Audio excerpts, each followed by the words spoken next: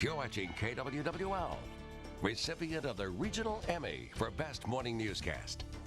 This is Today in Iowa. Coming up on Today in Iowa, right to work, how one area city is working to end discrimination against criminals. Summer jobs, one group taking advantage of seasonal work. Plus, the politics of the economy, both candidates focus on putting Americans back to work. Good morning, it is 5 a.m. Time for Today in Iowa. You're watching KWWL, recipient of the Regional Emmy for Best Morning Newscast, with Jeff Eliasoff, Natasha Chugtai, and meteorologist Eileen Lone. This is Today in Iowa. Good morning and hallelujah. It's finally Friday, June 15th. I'm Natasha Chugtai. And I'm John Wilmer. And it's finally Friday. Meteorologist Denise Pilster has our forecast. It actually was a muggy start. Yeah, it's going to be just a muggy day the entire day. Expecting the highs to be kind of the same as yesterday, but with the humidity out there, it's going to be feeling fairly warm out there, and chances for rain showers and thunderstorms pretty much the entire weekend. But looks like Father's Day won't be too bad. Just that slight chance for a thunderstorm, and that's some good news. I wouldn't change any Father's Day plans as you head into Sunday, so not too bad of a weekend. You know, John, I was going to say that you have the worst hair days. I know. It really gets to be a problem. I mean, it's just awful. Yeah, the humidity is really going to the eyebrows. It really becomes a problem.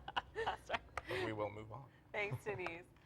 Now, an eastern Iowa city is considering a new ordinance which would ban employers from using an applicant's criminal history to discriminate. The ordinance being considered by the Waterloo City Council would make it illegal for employers to refuse to hire or fire a person based on their criminal record.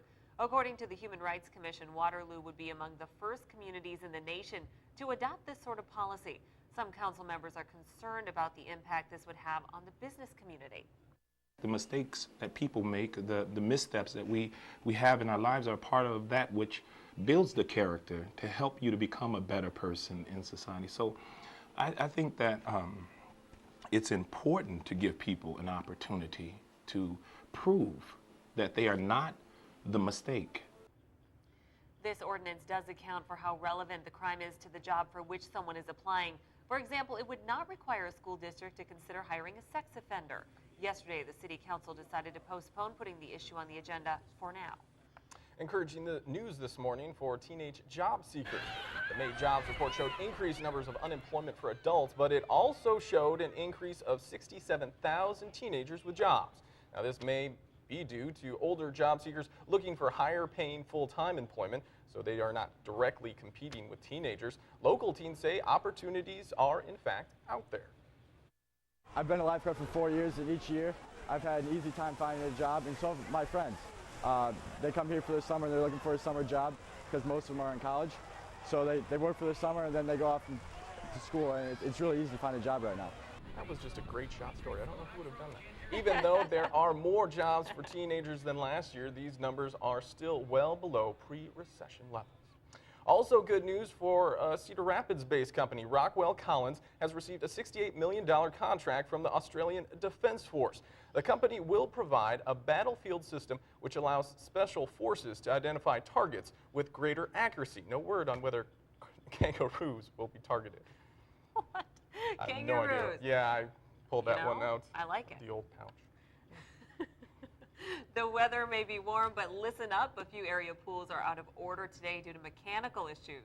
The Gates Park Pool in Waterloo will be closed until June 20th. Burns Park Pool, which is on the other side of town near my house, is actually going to be open. Also, Bender Pool in Cedar Rapids is closed. Crews are fixing the water circulation system. It's not expected to reopen until Tuesday. Decision 2012, $40,000 a plate. I might need a loan from you. You might need a loan. Wow, that's right. some prime rib, I tell you. That's right. But that is how much some New Yorkers paid to dine with President Obama last night. I don't have that kind of cash. I don't have that kind of cash either. It's money he will use to fight a new attack ad from Mitt Romney. Tracy Potts has updates on this political battle. From Washington, I'm Tracy Potts, KWWL News. And Tracy Potts reporting. she does a great job. Mitt Romney's bus tour will make a stop in Iowa Monday afternoon. He's scheduled to hold a grassroots rally at LeClaire Park in Davenport. Well, June is Gay Pride Month in the United States, and now military officials are planning a first-ever event to recognize gay and lesbian troops. No official details yet about what this event may look like. More than 13,000 troops were released under the 1993 law that kicked out military members for talking about their sexual orientation. It is 5:08.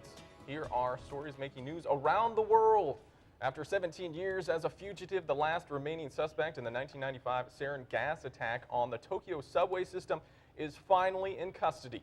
54-year-old Katsuya Takahashi, arrested today, was wanted by police for his involvement in a series of cult-driven crimes. The cult was behind simultaneous nerve gas attacks on 5 Tokyo subways in 1995. 12 people were killed and hundreds were sick. Syrian government forces continue to target rebels and pro-democracy demonstrators from the sky. In amateur video, you can clearly see a Syrian helicopter hovering in the air and firing on the city. The use of helicopters in Syria came to the forefront this week after Secretary of State Hillary Clinton said Russia was sending gunships to Damascus. And in Paris, a surprise at a city park. Hundreds of picnic goers, as you can see in there, all wearing white. Guests were only told of the venue at the very last minute after they signed up using social media. Instead of blankets, the diners brought with them their own tables and chairs, as well as cheese, shellfish, and bubbly. That sounds so French. Yummy. So French. But for years, impromptu dinner parties, have become a sort of tradition in France. Maybe we should do that over in Lincoln Park. Or right here on the desk. We could. We have some room. We'll just move some stuff Move out everything of the way. out and bring on the bubbly. Bring out the cheese and the bubbly. All right.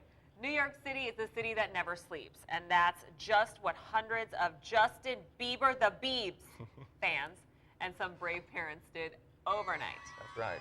And Natasha was singing, "If I Was Your Boyfriend." The streets of Midtown Manhattan are lined with young people ready to scream, many wearing special shirts or holding signs.